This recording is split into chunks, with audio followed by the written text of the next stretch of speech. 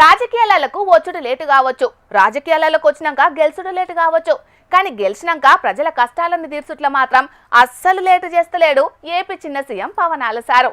Public ఎవరన్నా ఆపతని వస్తే చాలు కాళ్ళకు గిరికలు కట్టుకున్నట్టే ఉరుకుతున్నాడు. అట్లనే మళ్ళీ ఇప్పుడు ఒక పెద్ద కార్యమే ముంగటేసుకున్నాడు డిప్యూటీ సీఎం. మరిగా ఆ కార్యం ఏంటిదో, దాని కథ ఏంటిదో, పవనాల సారు ఏం చేసిండో అరుచుకొనొద్దాం పాండ్రి.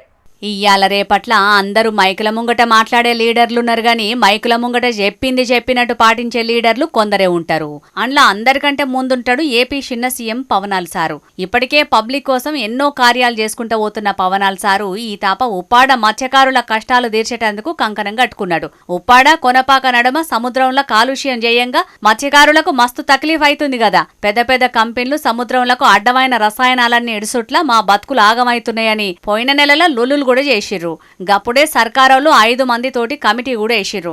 అగో అందులో భాగంగానే కాకినాడ పోయిండు చిన్న సీఎం సారు. పోవుడు మీదనే తొలుత జిల్లా కలెక్టర్ ఆఫీసులో మాటామంతి అని మీటింగ్ పెట్టి మత్స్యకారులు, ఫిషరీస్ కమిషనర్లు అట్లనే పొల్యూషన్ బోర్డు సభ్యులను కూసుండబెట్టి వాళ్ళ ఆపద సాపది మొత్తం ఆరుసుకొని ఆటంక ఇగో గిట్ల మాట్లాడుకొచ్చిండు సారు.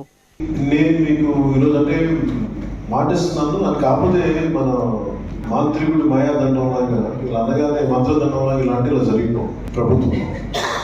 ఇది కొంచెం మనం వాస్తవంగా పెట్టాలి, గ్రహించాలి. నా కోరిక ఏంటంటే ఈ వచ్చే 2-3 ఏళ్లలో జరిగిపోవాలి నా కోరిక.